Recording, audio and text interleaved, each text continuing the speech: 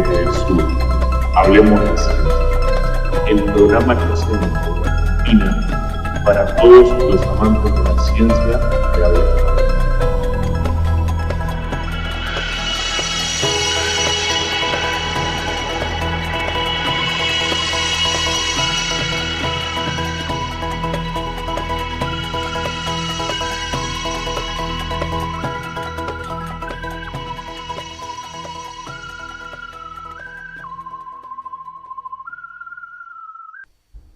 ¿Cómo están? Vamos a hablar sobre la Starship. Si están interesados en la exploración espacial, seguramente la conocen. Es la nave, el cohete más poderoso que se ha creado en la historia, que tiene como misión no solo llevarnos a la Luna, es una pieza clave de la futura misión Artemisa, sino que también pretende llevarnos a Marte. Se iba a lanzar el 17 de abril, hace unos poquitos días, pero por unos pequeños problemas técnicos se ha trasladado al 20 de este mismo mes, o el 21, porque parece que puede haber algunos problemas climáticos, y si no, la ventana de lanzamiento que se abre entre el 23 y el 28 de este mes. Es realmente un hito para la exploración del espacio, porque nos va a abrir las puertas del espacio interplanetario. Vamos a ver lo que se llama el Booster 7, que se los muestro aquí en pantalla, que es el monstruo que lleva 33 motores Raptor, que va a elevar y a sacar a la Ship 24 de la atmósfera. Se van a elevar desde la rampa de lanzamiento orbital de la Starbase de SpaceX. Ya pasaron increíblemente 2 años desde que las primeras piezas del B7, del Booster 7, estaban listas allá en Boca Chica por septiembre del 2021, pero los prolongados retrasos de lanzamiento se justificaron porque se hicieron muchas correcciones que dicen puede hacer que este lanzamiento sea en un gran porcentaje exitoso. Y si no lo es, también va a ser exitoso porque va a permitir aprender mucho de los errores cometidos. A fines de marzo de este año, el B7 se puso de nuevo en la plataforma de lanzamiento orbital y en abril se realizó una prueba de llenado criogénico de los tanques con oxígeno líquido. En lugar de metano se usó nitrógeno líquido para hacer todas las pruebas de presurización necesarias. Y el 5 de abril la nave, la S-24, se colocó sobre el Booster 7, que fue un tanto problemático porque tuvo que detenerse porque había un cable por ahí molestando en la Starship, pero al final el ensamble fue exitoso. Este en un vuelo oficialmente se conoce como vuelo de prueba de la Starship o SFT, y hay que tener algunas cosas en cuenta, porque en realidad es un vuelo orbital pero a medias, porque si bien la S-24 va a llegar a alcanzar la velocidad orbital, no se va a situar adrede en una órbita estable, porque su perigeo va a ser de apenas unos 50 kilómetros más o menos, así que no se va a tener que realizar ninguna maniobra de encendido para provocar el frenado orbital, y se garantiza que, bueno, por la fricción con la atmósfera, va a caer sola sin que se haga nada. Se estima que por el norte de las islas de Hawái, en forma más o menos controlada, o tal vez descontrolada, tal vez, y SpaceX lo evalúa seriamente, la nave se destroce al entrar en la atmósfera. Es toda una serie de pruebas que tiene que cumplir exitosamente para que al menos caiga al océano de manera más o menos controlada. Ya de por sí, este primer lanzamiento de Starship va a ser un hito. 2 horas antes de que despegue, cuando el director de vuelo dé la luz verde para que se empiecen a cargar los tanques con el metano y el oxígeno líquido. Luego se va a proceder a enfriar las tuberías y todos los conductos que llevan el oxígeno líquido usando nitrógeno líquido. Un proceso que es visible desde el exterior porque se forma toda una nube de condensación en la rampa. Eso es algo que se destaca siempre de estos lanzamientos. Y después de un poco más de 1 hora y media se empieza a cargar el combustible en el B-7. Y en la S-24 también se van a enfriar los conductos de oxígeno líquido, también se va a hacer visible el escape de la condensación de la torre a la altura del brazo que sostiene la Starship. Y una vez que esté todo listo, el inicio del proceso va a ser aparente cuando desaparezca toda esa condensación en la torre de lanzamiento, unos 45 minutos antes del momento en que dicen que SpaceX va a comenzar la transmisión en vivo. Así que la carga de los tanques se va a poder seguir fácilmente porque se cubre el cohete con una escarcha, se forma un nivel de escarcha en la parte exterior primero del B-7 y luego de la S-24. La llegada de los tanques sigue y sigue hasta unos 9 minutos antes del despegue, y una vez que se completa, se producen unas emisiones de gases y la condensación asociada a estos gases en la parte superior de los tanques. Así que unos 8 segundos antes de comenzar la secuencia de encendido, los 33 Raptors del B-7 van a empezar a rugir. Se va a hacer ignición, siguiendo toda una secuencia predeterminada, pues son 33 motores que hay que encender a la vez, ¿no? Y se espera que el despegue sea alrededor de las 12 de tiempo universal, 9 horas de Argentina. Siempre se retrasa un poco más allá en Boca Chica, es un poquito después del amanecer allá en Boca Chica. Pero la ventana de lanzamiento ahí recién comienza, se puede extender por unas 4 horas.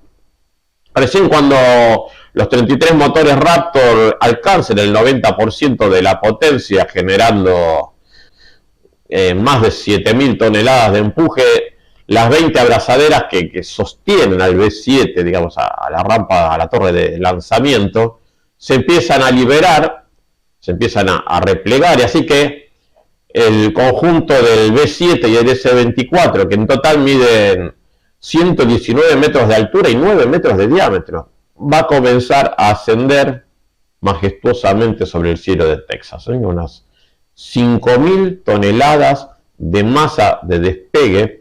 Va a ser el cohete más pesado y más potente de toda la historia, y va a dejar atrás esa enorme torre de lanzamiento y captura de 146 metros de altura, y ese gigantesco cohete va a comenzar a poner rumbo hacia el Golfo de México. 55 minutos después de este despegue va a pasar por la zona que se conoce de máxima presión dinámica, Max Q lo llaman, que es un momento crítico para un cohete construido en acero y por todo el estrés térmico que implica, ¿no? Es algo bastante poco usual, de hecho.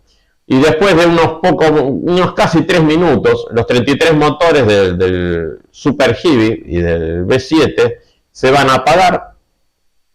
Entre ese apagado de motores de la primera etapa y el encendido de los 6 motores Raptor de la segunda etapa, van a transcurrir más o menos unos 8 segundos, y durante ese tiempo se va a separar el B-7 de la S-24, casi unos 3 minutos va a llevar eso, en teoría mediante una maniobra que es bastante arriesgada, porque primero van a hacer rotar el vehículo usando los escapes de gases de los tanques del B-7, y después, como lleva una fuerza centrífuga, la S-24 se va a separar de los 3 puntos de conexión que tiene del Super Heavy, al tener mayor masa, porque va cargada de combustible, mientras que el B-7 no, en esos momentos.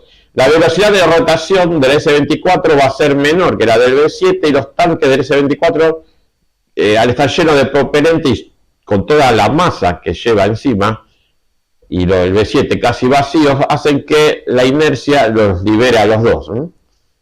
Tienen más o menos unas 1.200 toneladas de masa uno frente a las 250 toneladas en seco del otro. Así que el B-7 ahí sí va a encender sus motores en unos 3 minutos, un poquito más, haciendo el encendido de regreso a tierra, que va a ser de unos 55 segundos de duración.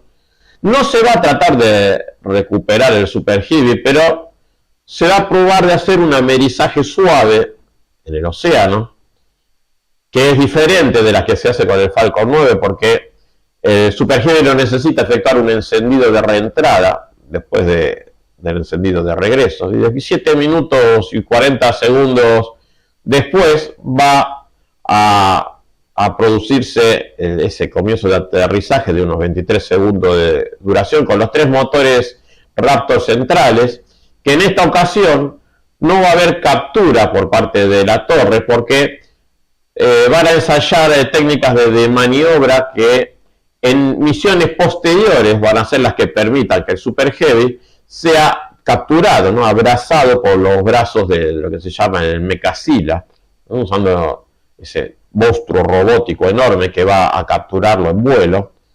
Y bueno, van a hacer pruebas de las rejillas aerodinámicas, bueno, y todo lo que tiene que ver con un futuro proceso de captura. El B-7 no va a amerizar muy rápido, va a unos 30 kilómetros por hora, pero se espera que se hunda a unos 31 kilómetros de la costa. Si no se hunde, van a abrir unas válvulas para que se hunda, y si aún así no se hunde, dicen que le van a disparar para perforar todo el fuselaje y que finalmente se termine hundiendo. Así que esa es más o menos la secuencia del Booster 7, del Super Heavy. Y por otro lado está el S-24, que tiene sus 6 motores que se van a apagar poco después de los 9 minutos de encendido tras el despegue. Y después de 6 minutos de funcionamiento va a quedar situada en una órbita inestable, como les decía antes, que va a tener unos 26.4 grados de inclinación y va a estar en principio a unos 200 kilómetros de altura. Va a seguir una trayectoria que la va a hacer pasar por Florida, Cuba, y después va a sobrevolar el sur de África, Madagascar, pasar por el norte de Australia, Nueva Guinea, y a más o menos 1 hora y cuarto después del despegue va a comenzar la reentrada atmosférica. Así que, como decíamos antes, como está situado en una órbita inestable con un perigeo de apenas 50 kilómetros, la Starship no va a necesitar realizar un encendido de frenado, hay que esperar que caiga simplemente, va a ser presa de la fricción atmosférica. Tienen que controlar la posición con bastante cuidado, porque al descender tienen que sobrevivir a 1000 grados centígrados de reentrada, que es toda una prueba, porque van a tener que probar todo el escudo de losetas térmicas hexagonales cerámicas que uno ve alrededor, que va a mantener el interior del Starship a una temperatura segura. Si se logra que supere esta reentrada entera, porque yo les dije hay riesgo de destrucción, se va a colocar en forma horizontal, panza abajo, digamos, van a usar las superficies aerodinámicas para mantener esa posición. No va a ejecutarse la maniobra de descenso vertical, así que simplemente va a amerizar suavemente. Se decidió eliminar toda esta parte de descenso controlado de la misión para que se destruya directamente al impactar contra la superficie del océano. Se ve que no quisieron retrasar más el primer vuelo. Eso va a ser parte seguramente de las próximas misiones, una vez que se realicen todos los estudios de lo que se aprenda de esto, ¿no? Aún así, el choque del S-24 en el océano es peligroso, porque todavía va a llevar 10 toneladas de oxígeno y 4 toneladas de metano en su interior, así que lo más probable es que ni bien choque con el agua, si es que no se destruyó antes, explote directamente con el contacto, ¿no? Aún así, uno dice, ¿y qué puede aprender si todo se destruye? Bueno, no es así, porque va a llevar unas cajas negras que van a almacenar la telemetría y van a retransmitir en todo momento la posición de los restos a unos buques que ya va a tener SpaceX en la zona, y así va a finalizar esta misión, si es que el S-24 llega a completarla toda, ¿no? Porque este va a ser una misión muy arriesgada, el bautismo del mayor cohete lanzador del mundo, un vehículo que va a permitir colocar en un futuro entre 100 y 150 toneladas en órbita baja, reutilizable, y 250 toneladas en modo desechable. Si todo sale bien, vamos a poder seguir la misión en primera persona gracias a que lleva unas 10 cámaras, el B7, unas 4 o 5, el S-24, y lleva también las antenas Starlink situadas en los dos vehículos para poder utilizar los satélites de SpaceX, que dan conexión a internet a todo el mundo, para hacer las transmisiones en directo con máxima calidad aún desde el espacio. Así que es algo para no perderse, porque va a comenzar realmente toda una nueva historia, una nueva era de la historia de la exploración espacial, que va a abrir esta famosa Starship. Una historia, como les voy a describir ahora, nos va a llevar a los humanos primero a la Luna, luego construir bases ahí, y luego emprender un posible camino para la colonización humana de Marte. Es toda una pieza clave para la misión Artemis de la NASA, y para la conquista de Marte ya sería otra cosa, porque pasaríamos a la mayoría de edad en la exploración del espacio, ya pasaríamos a ser una especie interplanetaria.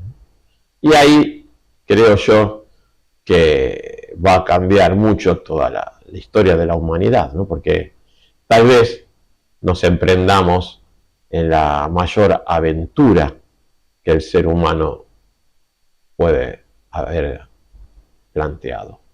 Allí vamos. Tal vez lo veamos en los próximos 10 a 20 años, aunque sea los inicios de esta exploración.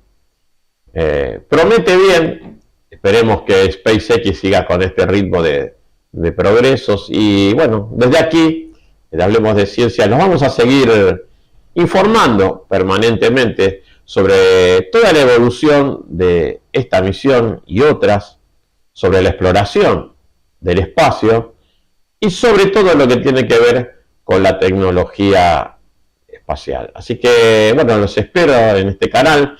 Les dejo el enlace también a nuestro podcast, que es Desde el Sur Explorando el Cosmos, que pueden escuchar por iVoox, si están interesados en temas de astronáutica y el espacio, y si no, bueno, nos seguiremos encontrando por este canal en próximas emisiones. Hasta la próxima.